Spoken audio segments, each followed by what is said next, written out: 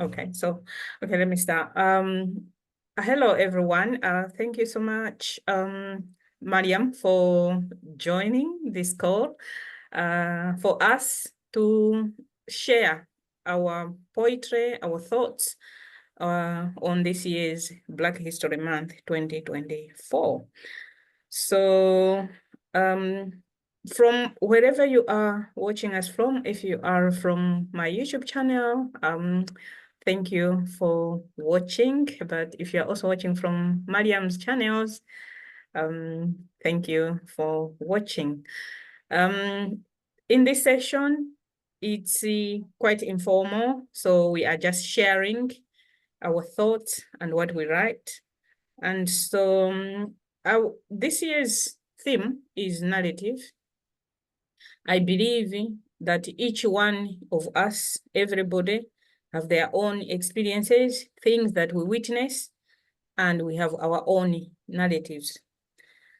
But our poetry in this session is not just focusing on narratives, but it's focusing on us as we want to take it to. So my sister Mariam, do you want to start with your sharing, please? Thank you, Lorraine. Yeah, I'll start by talking about resilience, because I believe resilience is a power tool that lives with us. I rise like roots through cracks in stone. I stand unbroken in the fight. Resistance is the fire I hold, a spark that never dies within, against the challenges of fear and despair. My will becomes my hope. Resilience is the heartbeat's drum, a rhythm forged in everyday's pain. It sings through scars, past, present, trauma I face. Each fall becomes a rise again. Each wound, a lesson carved in flesh.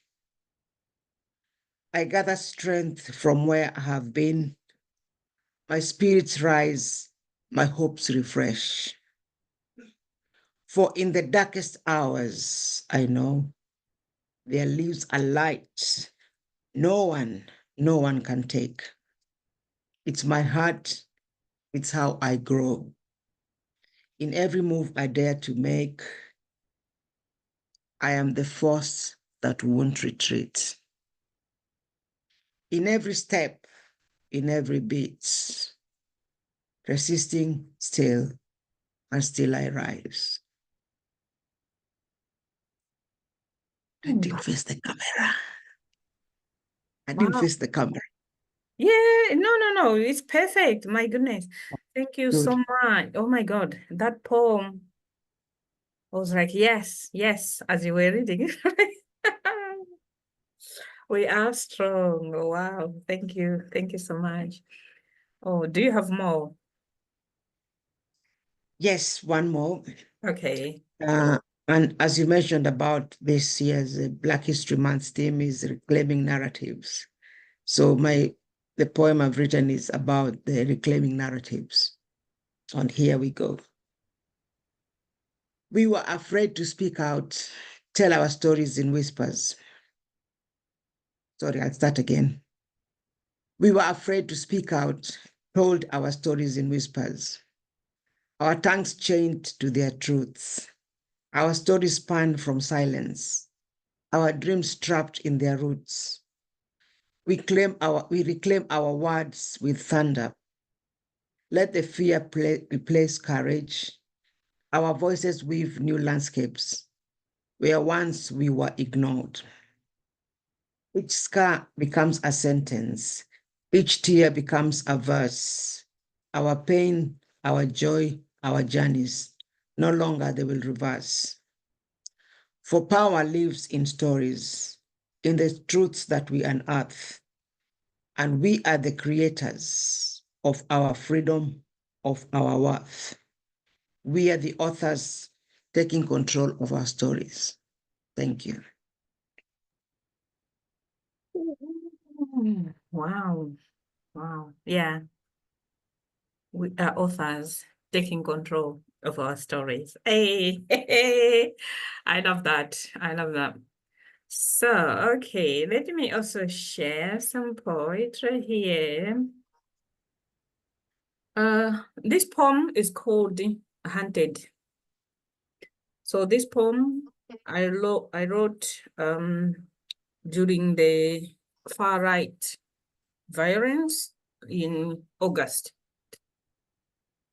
Hunted.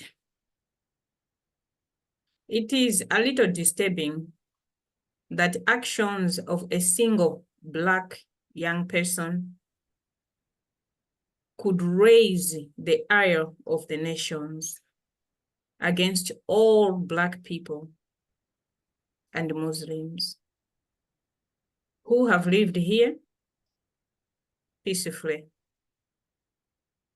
doing some of the lowest paying jobs, contributing to taxes, which the state uses to support some of the people now filled with hate, and hunting Black people and Muslims like animals.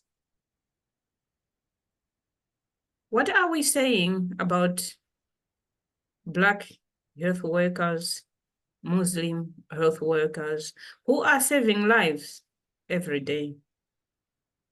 Why do the actions of a crazy man get attached to all of his race or religion? Where is the sense in that?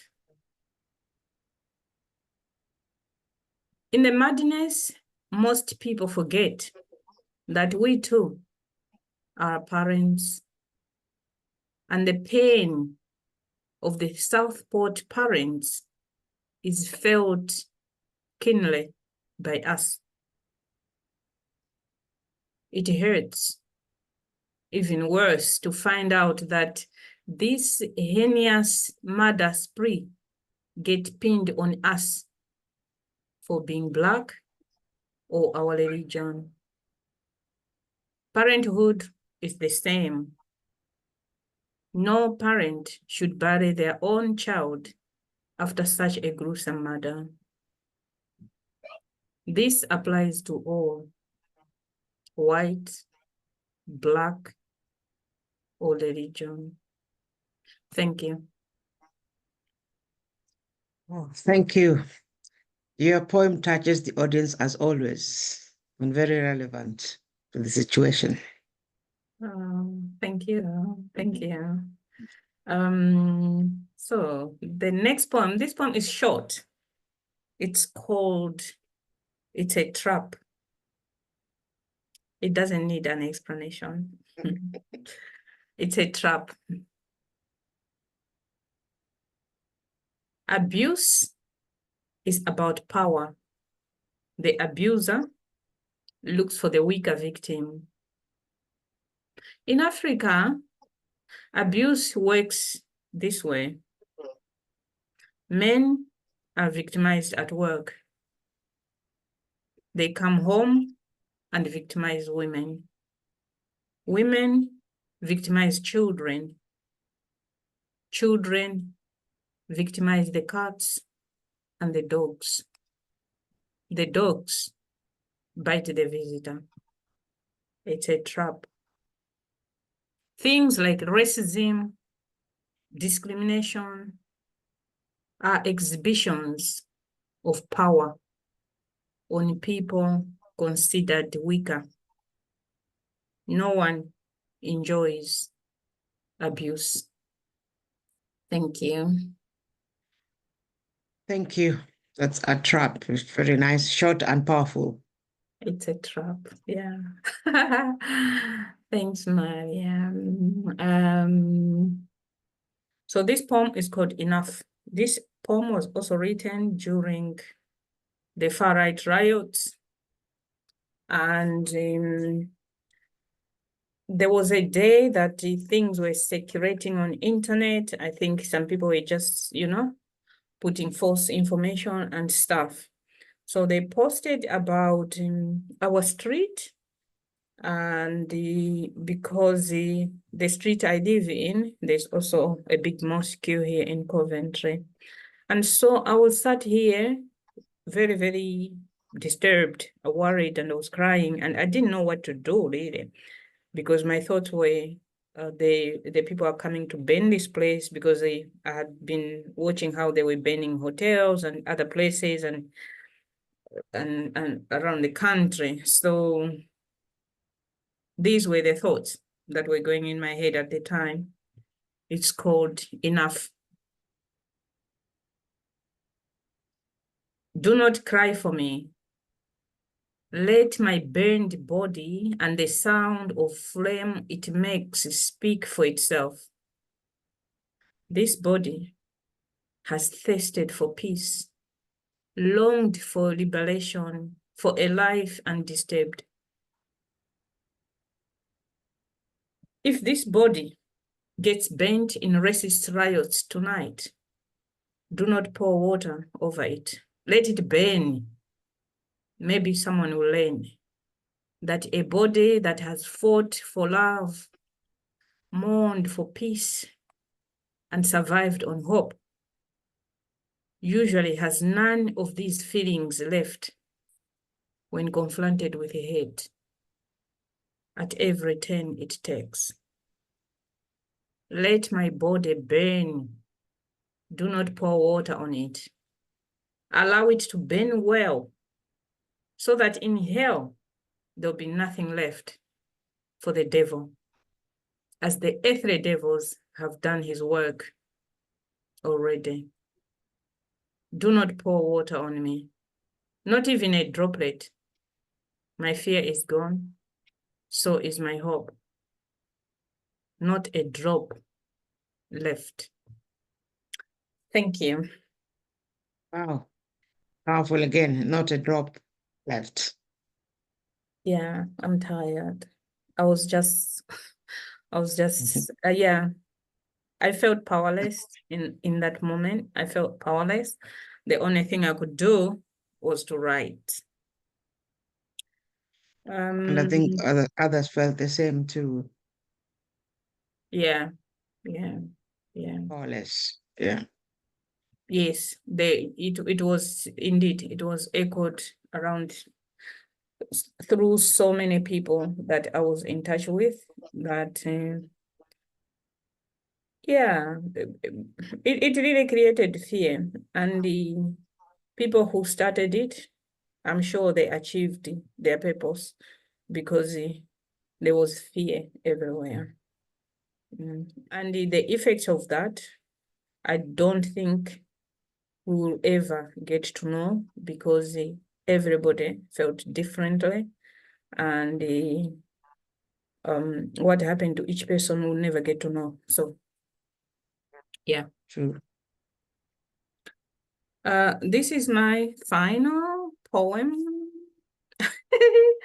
It is called Because We Are Humans. I have brown eyes. You don't. I love Nsima, Sada. You don't. I'm a Christian. You are not.